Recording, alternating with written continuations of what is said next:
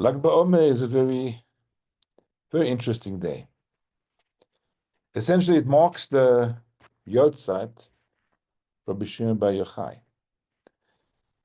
And the question is, why would one have a day of celebration to mark a Yotzeit? A day of passing is normally, a day of reflection. Many people fast, particularly if it's a parent's Yotzeit, but definitely not a day to rejoice.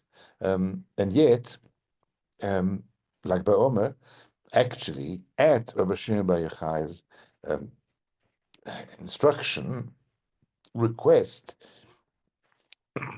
like by Omer, his Yotzeit, he requested of his followers that this be a Yontiv, a day of celebration, um, which is strange. I mean, there are many great rabbis, great tzaddikim, and we don't mark their Yotzeits with celebration, even those whose Yotzeits we know and are recorded. Take, for example, Moshe Rabbeinu. We know he died on the 7th of Adar. Many people fast on the 7th of Adar. Most famously, Chevra Kadisha members, Misaskim, who they've chosen that day because they want to fast once, one day a year, and because Moshe Rabbeinu was, the first one to do Chevra Kadisha work because he took the remains of Joseph with him, and was very involved in that, and of course. He was buried by none other than Hashem himself. So Chevra Kaddish, because they've chosen that day as a fast day, but nobody celebrates, even though that day happens to be his birthday as well, which incidentally is true of Rabbi Shimon Bar Yochai. So this is his resting place. This is a little shul that was built there in Meron, north of Israel. Unlike Omer, literally tens of thousands of people. It's more controlled nowadays because sadly there was a very big tragedy which occurred there. I think it was 2021, yeah. And I think 2020 there was nothing at all. It was closed due to the fear of COVID. 2021 they allowed people, and unfortunately there was a terrible tragedy and stampede. But still, I think they're limiting numbers. But still, many people come to Meron to celebrate that very special day. So why is there celebration on the day of the Yotzeit, even at the I don't know what the word would be, at the person's Yotzeit's own request? Let's step a little bit back and dive into a debate about the correct way of counting the Omer. And we actually find that there are two distinct ways of counting the Omer. The one, okay, this is tomorrow night's count, because last week I did the night before's count, now we're doing tomorrow night's count.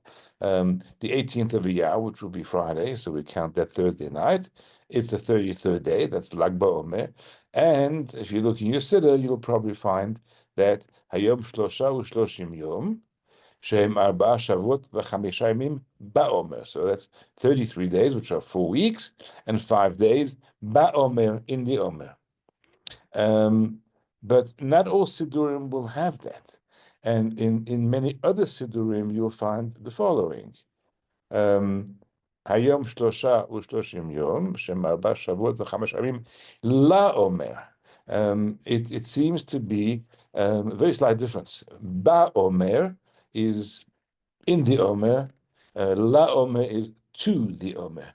What's the difference? Well, the count of the Omer begins on the second day Pesach. Second day Pesach is when, in temple times, the Omer offering, a measure of barley, that's the Omer, was brought.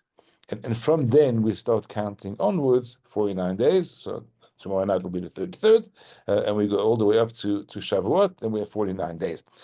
We're counting La Omer to the Omer, from the Omer. The Omer was brought, and we count from there. So there is an opinion that is not correct, that we shouldn't say La Omer, which is from the Omer or to the Omer, but rather Ba Omer. because we refer to this entire time period as the Omer. And so we are on the 33rd day in the period called the Omer, so as we would be Ba Omer. So that is an argument, a dispute, which goes back many, many hundreds of years. And generally, the Sephardi approach, which is also that followed by Hasidim, under the direction of the Holy Ari, that's La Omer. The Ashkenazi view, and we'll find that in the mainstream Ashkenazi Sidurim, like an Art Scroll, is La Omer. Sorry, Ba Omer. So those are the two opinions. Where do we find these views recorded? Well, in Shulchan Aruch. The Shulchan Aruch that we know is actually a dual authorship. What I mean by that, the body of the text was written by Rabbi Yosef Karo, also known as the Beit Yosef. He was called Beit Yosef because he actually wrote a commentary on another work called the Tur, named by Beit Yosef. But his Shulchan Aruch is the Shulchan Aruch of Rabbi Yosef Karo. Yosef Karo lived in Tzfat, but he was a Sephardi Jew, and so his rulings actually follow Sephardic practice. Then came the issue of, well, who's going to rule for Ashkenazi Jews? And in many areas, namely when we count the Omer and when we observe the morning of the Omer, for example, where some people count until Lag BaOmer and other people go all the way until Shavuot, start a bit later. So that's one of those discussions between Sephardi and Ashkenazi. So who was going to write the Shulchan Aruch for the Ashkenazi Jews? In the end, what happened is a Rabbi Moshe Isserles, and that spells the Ramah, Resh Mem Aleph. Moshe Isserles wrote then sort of notes, glosses into the Shulchan Aruch, and I'm going to show you a sample page to see what it looks like. This is the very first page of Shulchan Aruch. It's not very clear, but here you can see that's Aleph. It's the first. That's the first Siman, first chapter of Shulchan Aruch. Din Ashkavat HaBoker. It's the laws that have to do with getting up in the morning, and you can see in this it's kind of square print is the words of Yosef Karo Shulchan Aruch. In smaller Rashi script, as we call it, is glosses, comments of the Ramah, Rav Moshe Isserles. And basically, Sephardi Jews will tend to follow the rulings of the Beit Yosef, and Ashkenazi Jews will tend to follow the rulings of the Ramah. So what happens there is that you read through Shulchan Aruch, and you always find, both side by side with glosses, notes by Rabbi Moshe Isserles, the Ramah, written within the text of the Shulchan Aruch, and that's how Shulchan Aruch is printed nowadays. I mean, I actually have, if you'll be able to see it here, maybe on all pages. And when we get to that's a Mishnah Brura, and if you look at on a random page, where you can clearly see this two types of print, the square letters and then the Rashi rounder letters. So the square letters would be that of the Bet Yosef, and the rounder letters would be those of the Ramah. When it comes to the laws of counting the Omer and how the Omer is counted, every time that the Bet Yosef says you count the days, then the Ramah adds the words, and you can clearly tell it's him because it's got that distinctive script, Ba Omer. So the Bet Yosef is saying La Omer, and the Ramah Moshe is saying Ba Omer. And the Jewish world is kind of divided down the middle. You'll find the one wording in some Sidurim and the other wording in other Sidurim. That's fine. Now, here comes the interesting one. This festival we're celebrating in 24 hours is called Lag BaOmer. According to all opinions, you don't hear people referring to it as Lag LaOmer, not just because there will be a funny sounding alliteration. It's just not called that. It's Lag Ba'omer. Why do we refer to this Chag? Why does everyone refer to this Chag as this festival, this special day, as like Ba'omer? Even those who right through the Omer are counting, including tomorrow night, Shalosh, Shlosha, V'Shloshim Yom, La'omer. Why do we call that festival Ba'omer? Here's a very interesting fact of trivia. In fact, I mentioned it in a shiur a couple of years ago, so maybe somebody will remember. But here is actually a picture of a drawing, I guess, of Moshe Isserles, who lived in Krakow. This is his tombstone. Moshe Isserles was buried there in Krakow in the Jewish cemetery. People actually go to visit. Don't know if you can see it here, but there we go. Beyom Gal. So they made a play on words because that's Lamed Gimel. Okay, but they reversed it because that then sounds like Gal, which is revelation. Because this is what we know about the Ramah. I don't know what that is about, but anyway, that he authored 33 books. So there's a connection with that number 33. That he actually tragically died young and lived for 33 years only. That he passed away on Lag BaOmer in the year 5333, 1573. So Lag BaOmer is actually, besides being that of Shimon Bar Yochai, also his yahrzeit, the Ramah. And just another 33, but whoever was delivering the eulogy delivered 33 praises. Not true. He actually got to 32, and then he wanted to get to number 33. We couldn't think of anything, but a member of the public came up and said, I'll tell you something amazing about Rav Moshe Isserles on Purim. At the end of the day, people have filled themselves on the Purim meal, which they eat late into the evening, and sometimes they've also indulged in somewhat inebriated. It's very common for people to forget Ma'ariv. Now, how effective is it if you're partying and some rabbi comes knocking on your door and says, don't forget to daven Ma'ariv tonight? He found a very subtle way of actually dealing with this. He would go house to house. He would knock on the door. He was all dressed up because it's Purim. You can get away with it. Nobody knew it was a rabbi. He would say, can I just have a cup of water because I want to wash my hands? To daven Ma'ariv, you're supposed to, wash your hands, cleanse them before you daven. And in that way, he would send that message. So that was praise number 33. Because this is the day of his yahrzeit, so we're going to follow his ruling, at least for the name of the Chag, and that's what we call it, Lag BaOmer, following his opinion, even those Sephardic Hasidic Jews who normally would refer to, the days of the Omer as Lag LaOmer, but when referring to the special day, in deference and respecting the fact that, a great rabbi on his yahrzeit, there's something special about the influence he has, on the world around him, would refer to so we refer to it, we kind of rule the way he does.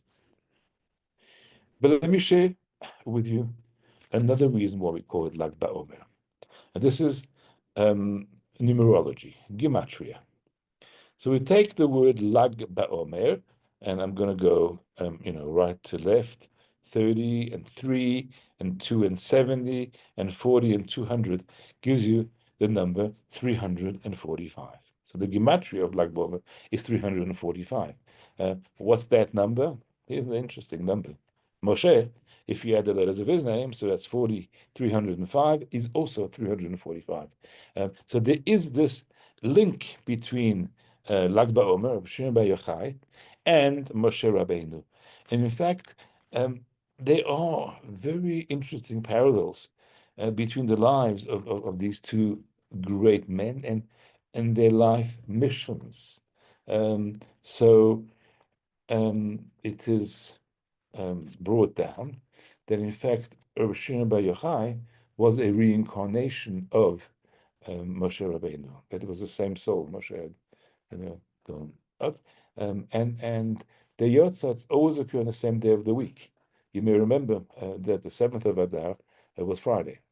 You may not remember, but you'll remember that Purim was on a Friday, and if Purim is on a Friday, then 7 days before or 8 days before that, that's obviously the 7th of Adar. So Purim was on a Friday. 7th of Adar was a Friday, and Lag BaOmer, 18th of Iyar, is also on a Friday. So we can see this some kind of a connection. Both of them ended up spending decades. Well, Shimon Bar Yochai's case it was 13 years. Moshe Rabbeinu, I think it was even longer than that, in hiding from the authorities because they were wanted men. Both of them actually killed other humans with their word. When Moshe Rabbeinu, when he was rebuking the one Jew for striking the other, their response was that, why are you getting involved in our arguments? Are you about to say something to kill us? And yes, it turns out that the Egyptian that it killed previous day, or whenever it was, sometime before, he had actually killed him with the word, by using some kind of a powerful name of Hashem. And likewise, we read about Shimon Bar Yochai also causing people's demise by using words. So how do they know their exile was over? In both cases, Hashem intervenes. In the Torah, it tells us Hashem comes to Moshe and says, the people who want you dead have passed on, and you can go back to Egypt. In the case of Shimon Bar Yochai, he was there in the cave with his son. A heavenly voice rang out and said, time to return to society. We know that Moshe Rabbeinu's face was, there was a glow, a shine after he had revealed the Torah. So he went up to Mount Sinai and he revealed the Torah. And we also read about the glow in Rav Shimon Bar Yochai's presence when he revealed what was his portion of the Torah that he had to read. There's a book called Idra Zuta. Idra Zuta describes the final day of Rav Shimon Bar Yochai and how he revealed powerful secrets of Torah at a level that had never been revealed before. And if Moshe Rabbeinu revealed the part of the Torah that we call Nigle, the revealed part of Torah, here's a verse in Tehillim that talks about Moshe going up to heaven. Aliyat ala maromim up to heaven, Shavita Shevi, and you captured Shevi. That word, of course, means captives, but spells Shimon ben Yochai. So Moshe Rabbeinu goes up to heaven, and he comes back with Shimon Bar Yochai, who's going to be part of his transmission. So the Torah basically gets transmitted in two stages. There is stage number one, which is the revealed part of Torah. That's the part that Moshe Rabbeinu came with the entire Torah. I mean, he was granted the gift of bringing to the Jews the entire Torah.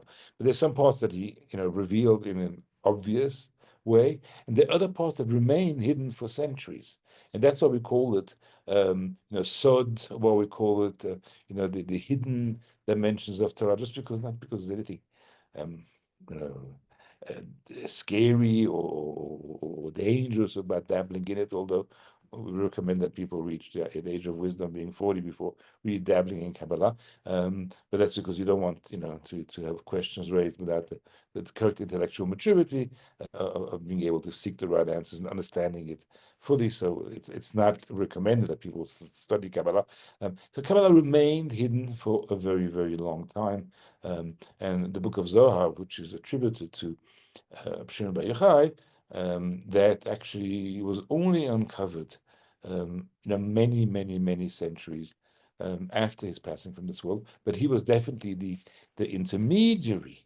So we have Moshe Rabbeinu, Shimon Bar Yochai, Lag BaOmer, of course, the same numerical value, and we've drawn those, uncanny parallels in between the two lives, and there are more.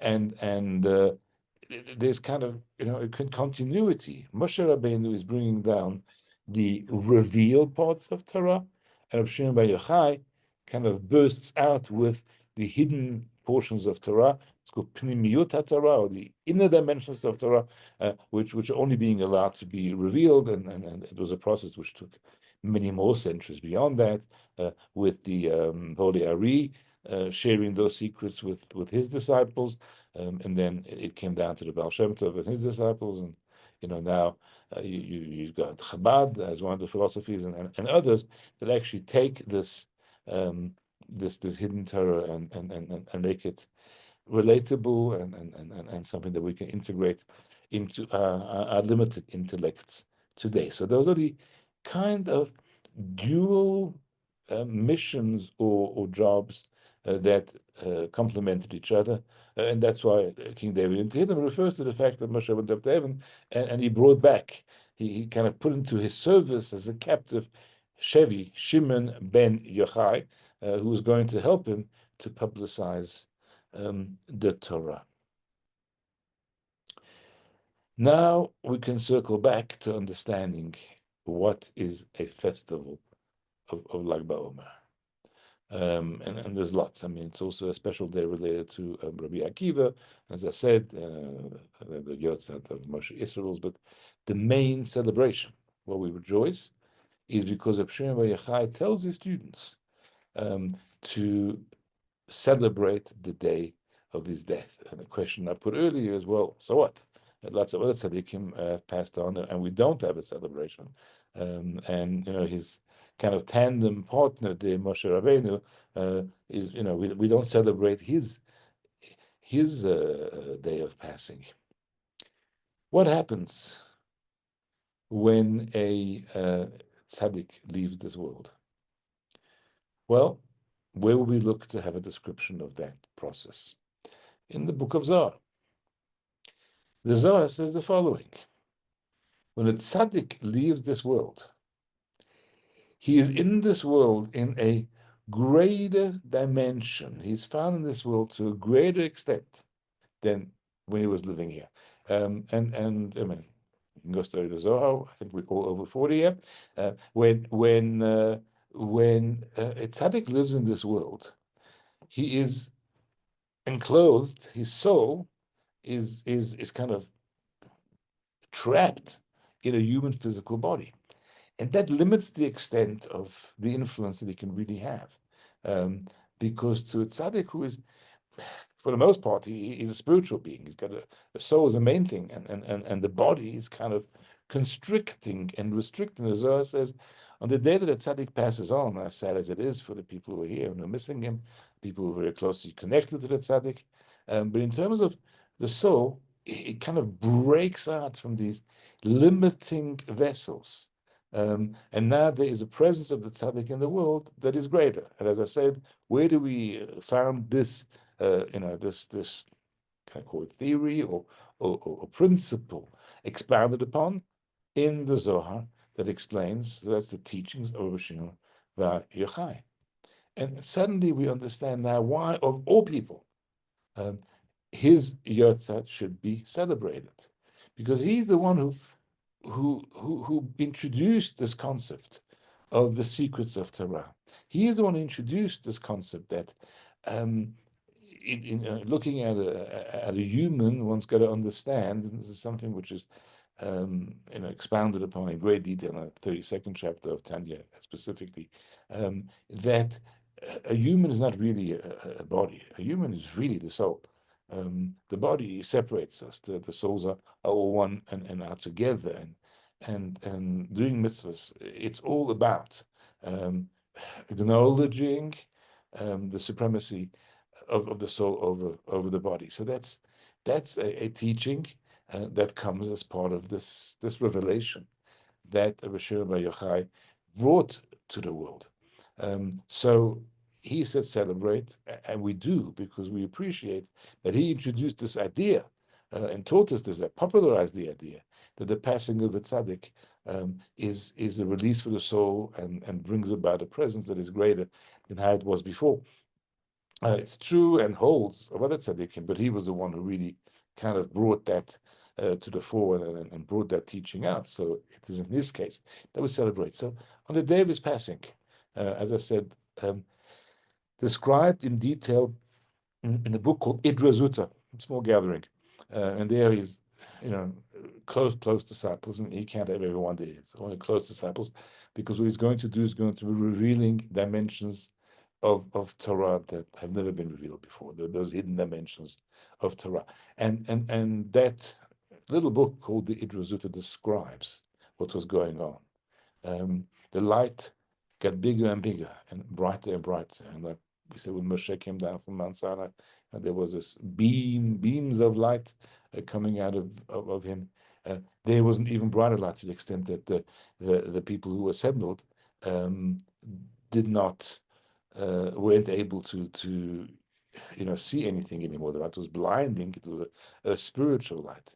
And it got brighter and brighter and brighter, and then eventually, when the light subsided, I was no longer among the living in the physical sense, and that's how he left this world, with that huge burst of extra teaching of Torah. It's one of the reasons why we make bonfires on Lag BaOmer. We're trying to recreate that light. Obviously, we can only recreate physical light. We can't recreate the spiritual light. But with it's a very special gathering in Iran. I've never been there. Apparently, it's very daunting and very scary, and many people. And I've sent people there, but I've never been there myself. I've just been there at that time of year. But apparently, particularly for people who have been unable to conceive and have children, they go to Miron. There's huge blessings in that regard, so I know couples who've been there, and Baruch Hashem were blessed with offspring, but they did report back when they came back that as awesome and as amazing as it was absolutely overwhelming and scary. So I don't think that's one way in which they're recreating Rashbi's final day, Shem Berachai's final day, but definitely that fire is the bonfire is symbolic of the great light that was there on his final day. And hopefully we can recreate the spiritual energy through our learning of his teachings and through the application of that which he brought into the world. Thank you, and have a very happy Lag BaOmer. Have a good night. Thanks, Rabbi. Thank you, Rabbi.